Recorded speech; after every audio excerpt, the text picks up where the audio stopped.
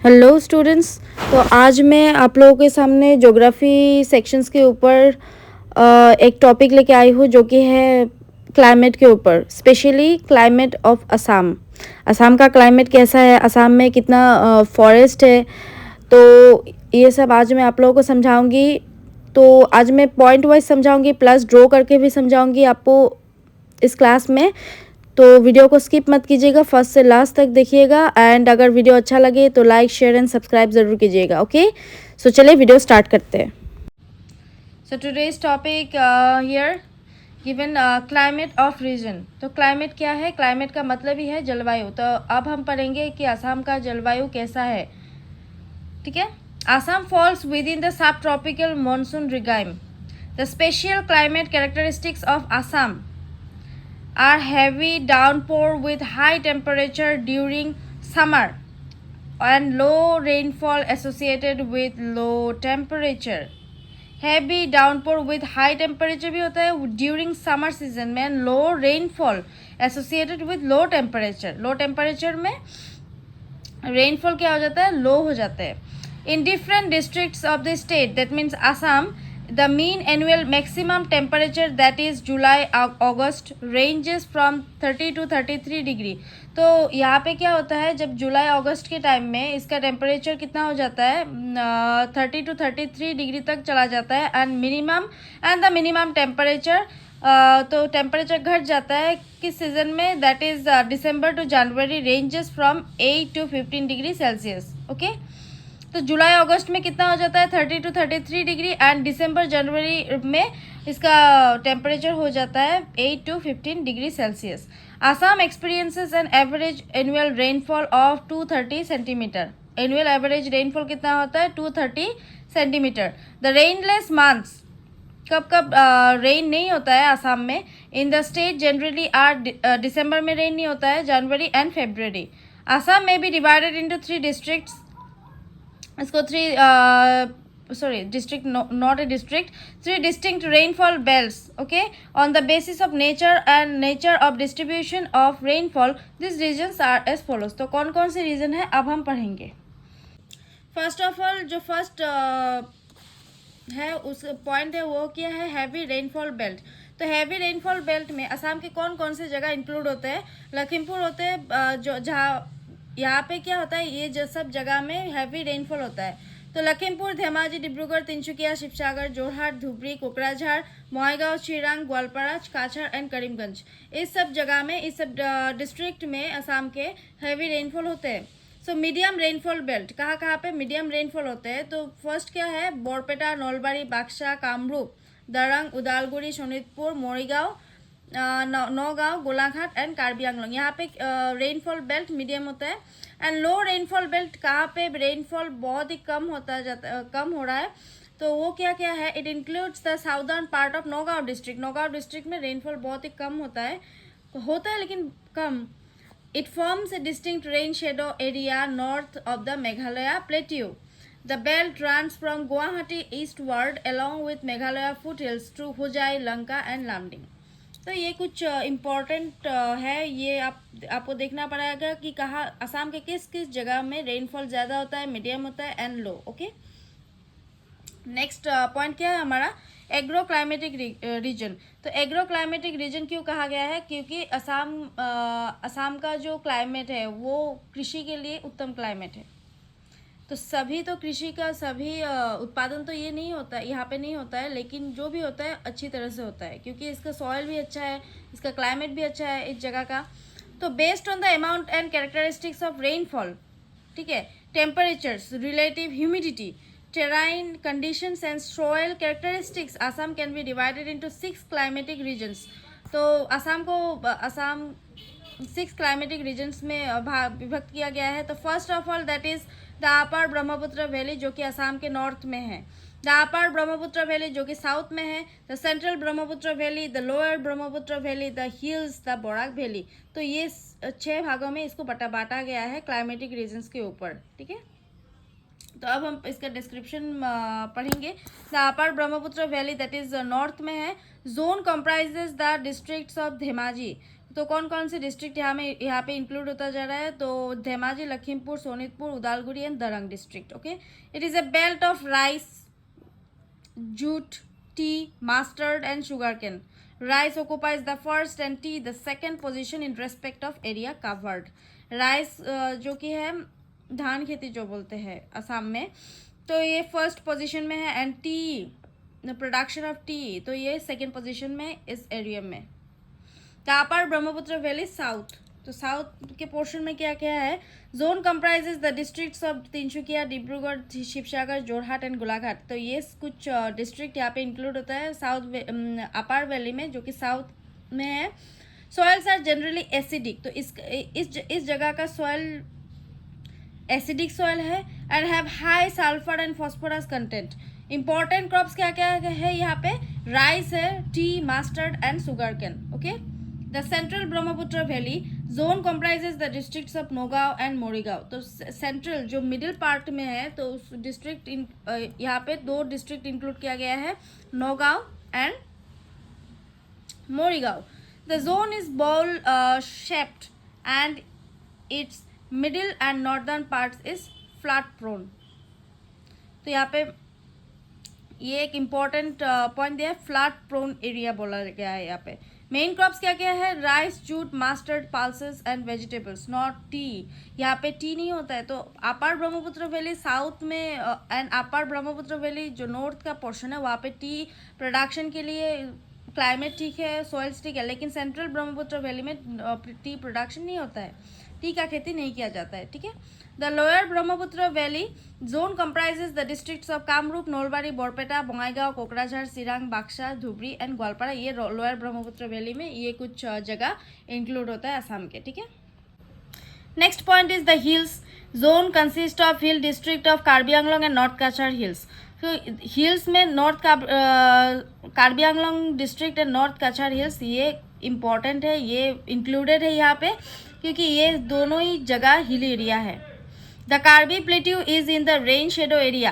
Karbi plateau rain shadow area है. Hence it has lesser average annual rainfall ranging between 100 centimetre and its southern part to 200 centimetre in the northern part. The soil of this zone is laterite soil and contains a high proportion of acidity, providing congenial conditions of citrus fruits. तो citrus fruits होते क्या है, जो कि खट्टे फल.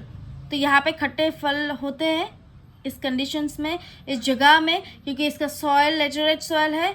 Okay, and climate इसका क्या है, यहाँ पे बोला गया रेन शेडो एरिया. तो आप लोगों को तो पता है रेन शेडो एरिया होता क्या है. तो आप लोगों को अब हम समझाएंगे कि what is the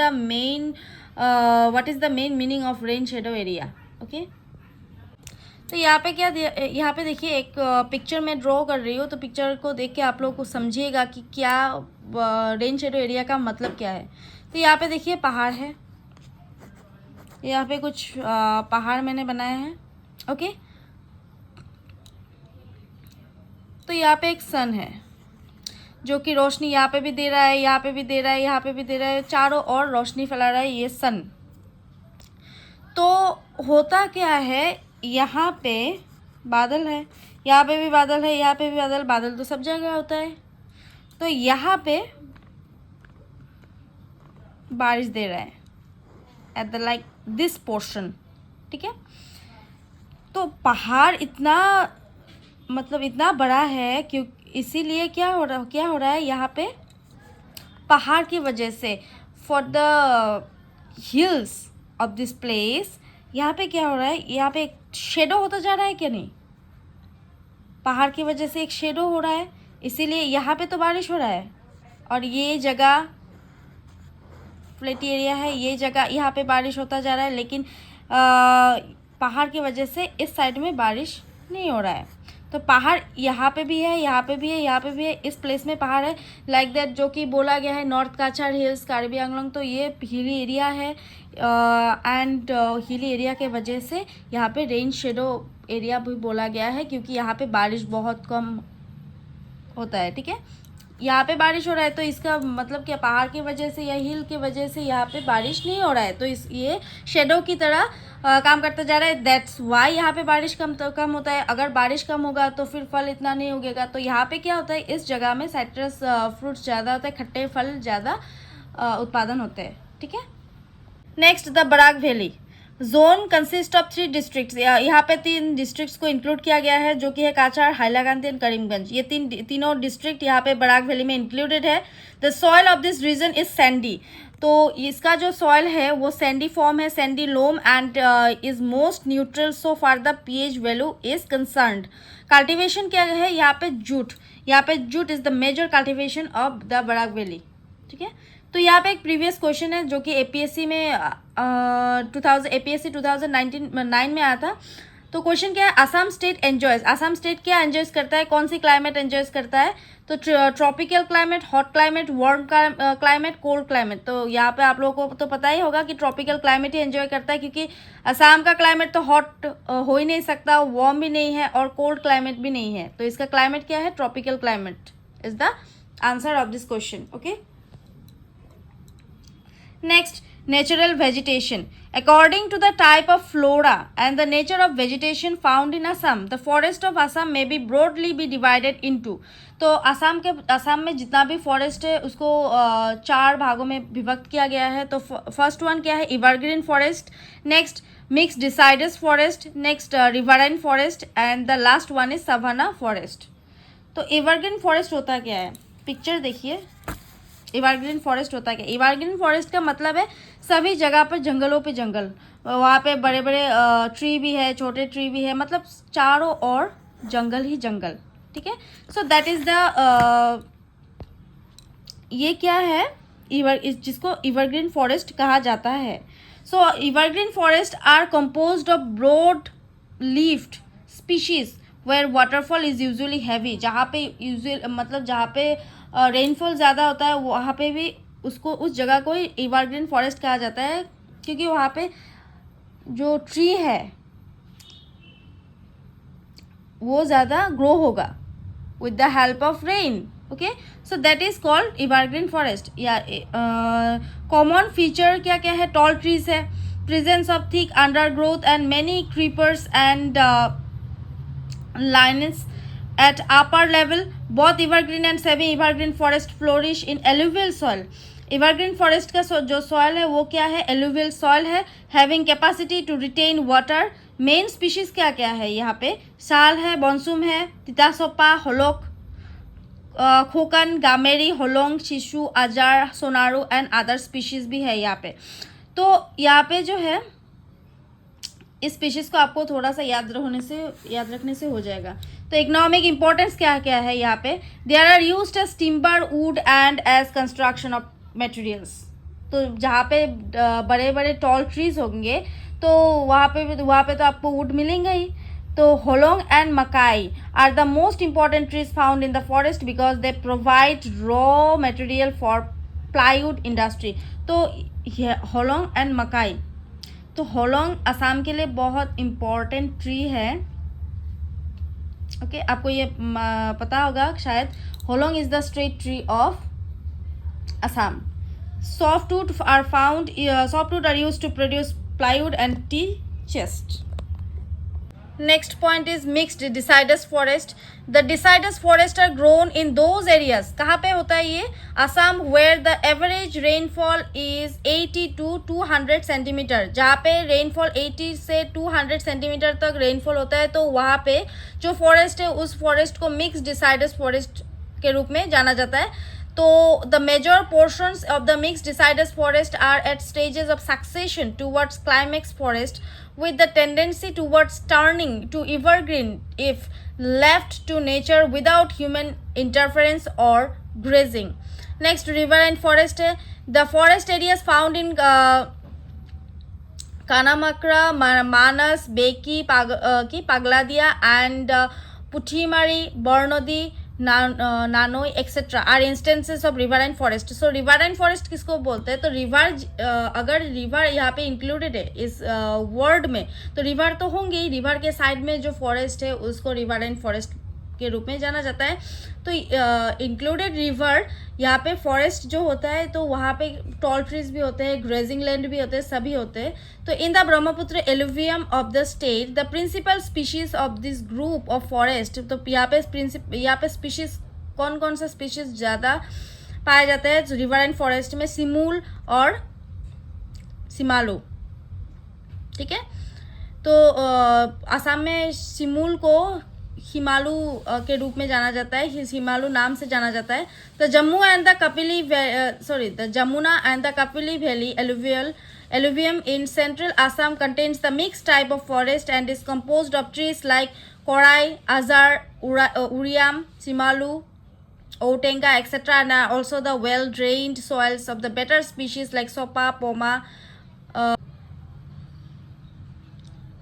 Gansorai, Amari, etc.